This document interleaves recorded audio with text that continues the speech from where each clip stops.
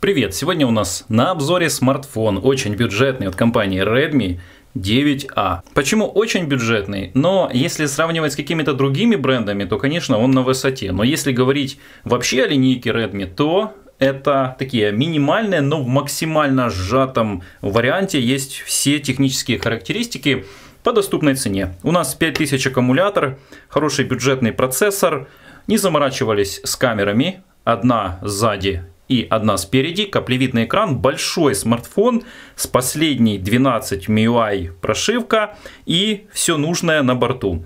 2 гигабайта оперативки в нашем случае и 32 встроенных.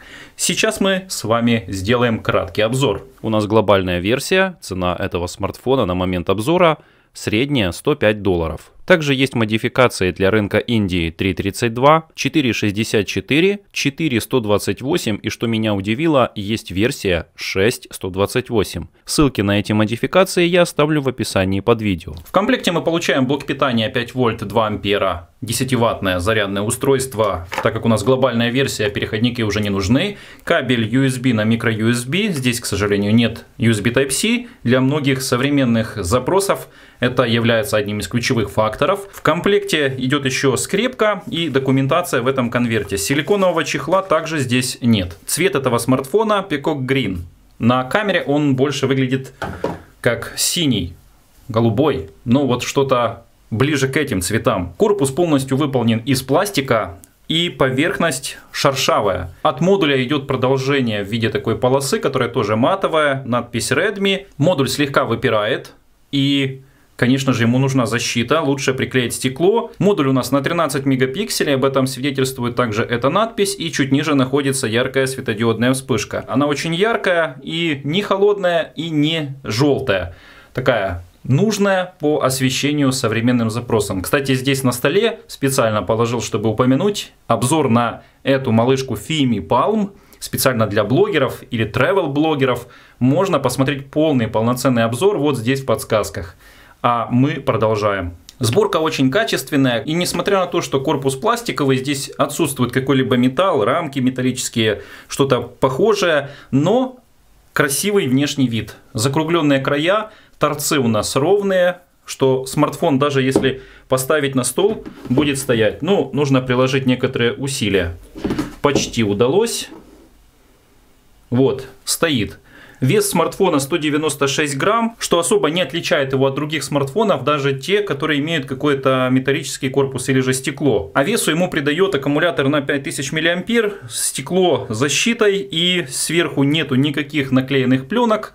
Сверху находится разговорный динамик, вот он, чуть ниже капля, это камера. Рамки у смартфона минимальные. Как снизу, так и сверху, часть одинаковая. Есть управление как кнопками, так и управление жестами. Экран полностью плоский, края не закругленные, эффекта 2.5D нет, поэтому при приклеивании стеклышек будет все отлично смотреться, не будет каких-то пустот. Ссылку на стекло оставляю в описании под видео, собственно, как и на силиконовый хороший чехол, а также чехол-книжку. Слева от экрана располагается лоток для сим-карт.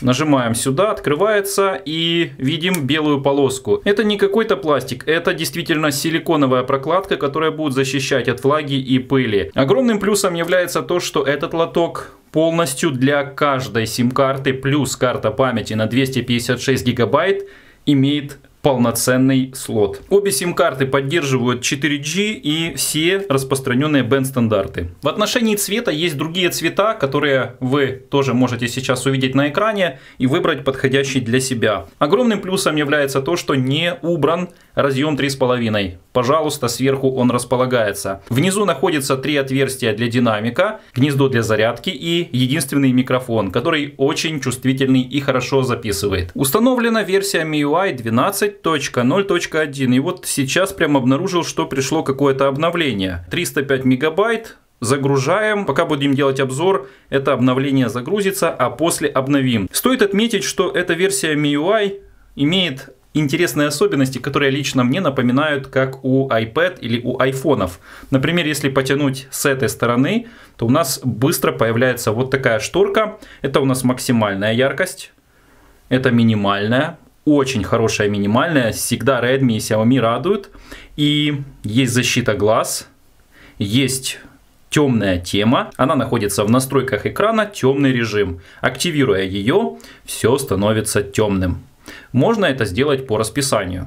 Настройка текста поражает. Максимальный шрифт просто огромен и для людей с какими-то особыми потребностями будет очень подходящий. Сканеры отпечатка пальцев у нас отсутствуют, но присутствует разблокировка по лицу. И если вы настроили, то можете не сомневаться, что мгновенно ваш смартфон вас узнает. Даже в темное время суток он хорошо справляется со своей задачей. В настройках также присутствует функция активация при поднятии. Как только мы его берем в руки, он автоматически разблокируется. После этого вам необходимо лишь разблокировать, или если настроена разблокировка по лицу, то мгновенно увидев вас, он разблокируется. С этим просто вот как часы работает. В показателях Antutu Benchmark выдало 84 792, и вы видите развернутые показатели. Диагональ экрана 6,52 дюйма и разрешение дисплея 720 на 1600. Указано, что экран поддерживает 120 Гц, но я просто знаю точно, что это неправда, поэтому точно скажу, что 60 Гц поддерживает. Это легко проверить, зайдя в YouTube, увидев разрешение экрана 720-60 кадров с плотностью пикселей 269 dpi. Матрица хорошо передает оттенки, цвета и приятно для восприятия. Процессор MediaTek Helio J25 MT6762G. Он 8-ядерный, максимальная частота разгона 2000 МГц. Задняя камера 13 мегапикселей с разрешением 4208 на 320. Видео снимает 1920 на 1080 30 кадров. Передняя камера всего лишь на 5 мегапикселей 2592 на 1944 разрешение переднего модуля. 5000 аккумулятор взял от 0 до 100% 4855 через USB тестер. Но мы еще провели тест, как всегда, в YouTube. От 100 до 0% включили, и он постоянно на максимальном разрешении показывал. И вы должны увидеть эти тесты, потому что он продержался больше 10 часов. Смотрите здесь в подсказках и поставьте лайк, оцените. И обязательно поддержите наш второй канал Обзоры 2.0. Подпишитесь, включите уведомления, чтобы не пропускать видеоролики как на этом канале, так и на том. Прошивка MIUI собрана на 10-м андроиде. Android на сегодняшний день последний, работает стабильно. В отношении шустрости и скорости работы поделюсь чуть позже. Версия Bluetooth 5.0, NFC здесь отсутствует, поддерживает только 2,4 Гц по Wi-Fi. Первый запуск GPS-теста сейчас на ваших глазах в частном доме, и посмотрим, как быстро он свяжется со спутниками. На улице ясная погода, и уже 8 найдено. Посмотрим, какие это спутники. GPS, GLONASS, Beidou, 3 вида. Отлично. Еще установлен акселерометр, датчик освещения, датчик ориентации, датчик приближения, датчик сильного движения, шагомер и детектор шага. Есть радио, которое может работать без наушников, но не рекомендую его использовать без наушников, потому что сигнал просто отсутствует. Также есть возможность сделать запись экрана в хорошем разрешении. Давайте проверим диктофон и качество записи. 321. Сейчас тестируем звук на смартфоне Redmi 9A. Всем зрителям большой привет. Звук вы уже слышали именно с него. Есть также возможность записать звук в WAV формате. Что мы сейчас и сделали. 1, 2, 3, 4, 5. Как меня слышно? 1, 2, 3, 4, 5. Всем привет. Вот так вот записывает микрофон. Устанавливаем максимальные звуки, запускаем мелодию. Вам поступила электронная почта. Для того, чтобы протестировать динамик. Динамик мне нравится, звук громкий, сочный, есть средние, низкие и высокие.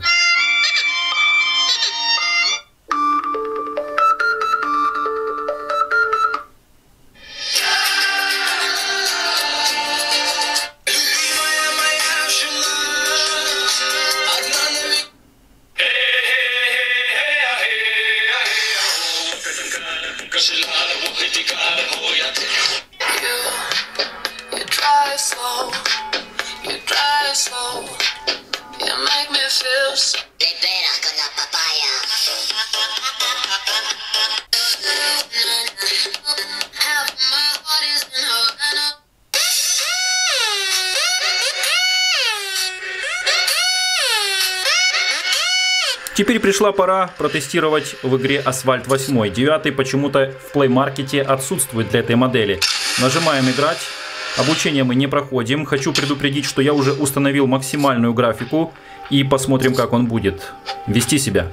Хотя изначально, когда я запустил, то выбрала средние автоматически. Там есть очень низкие, низкие, средние и высокие. Поэтому я выбрал именно самые высокие, хотя система определила среднячок. Давайте посмотрим, как он будет себя вести.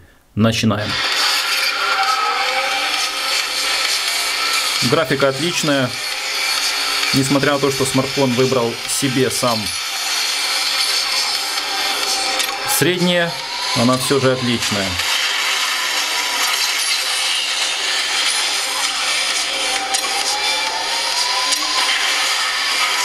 Кажется, я съехал, но я не выдал.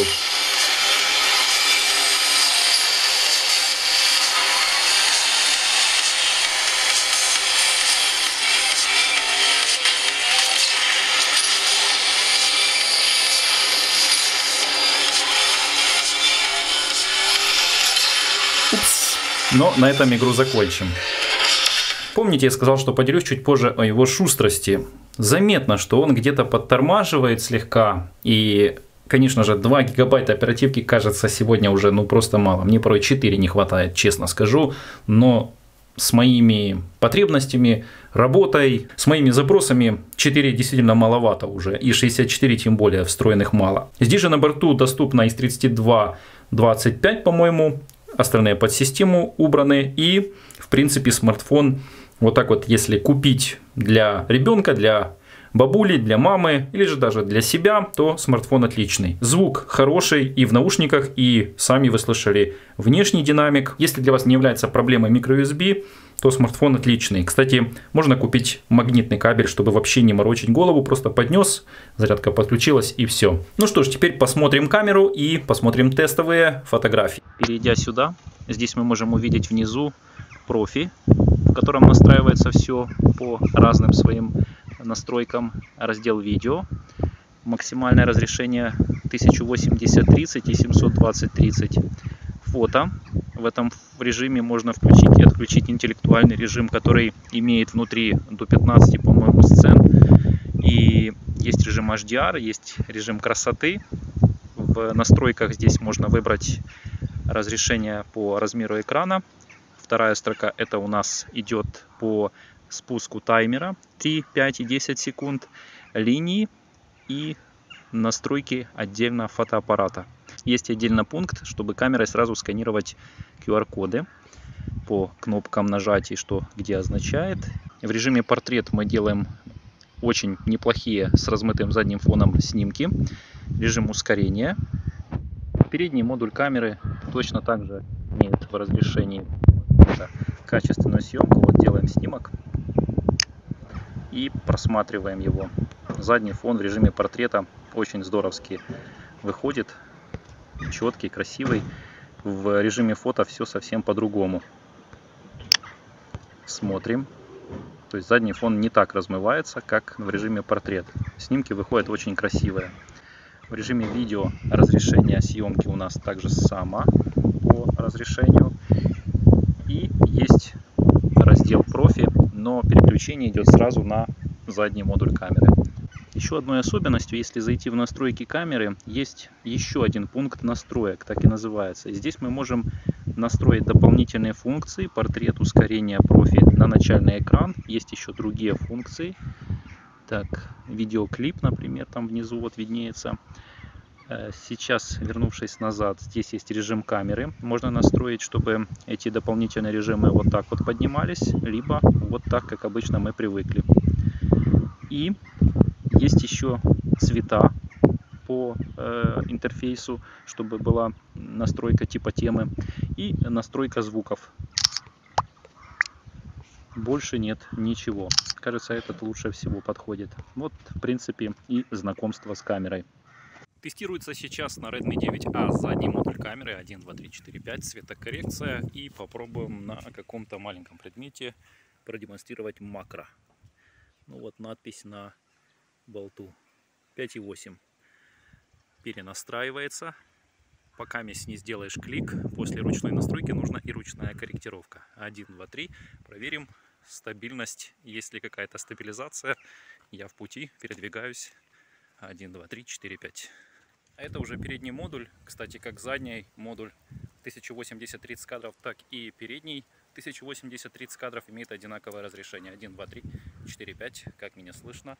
Цветокоррекция, приспособление. В общем, камера Xiaomi даже у бюджетников, а Redmi 9A именно таким является, по-прежнему на высоте.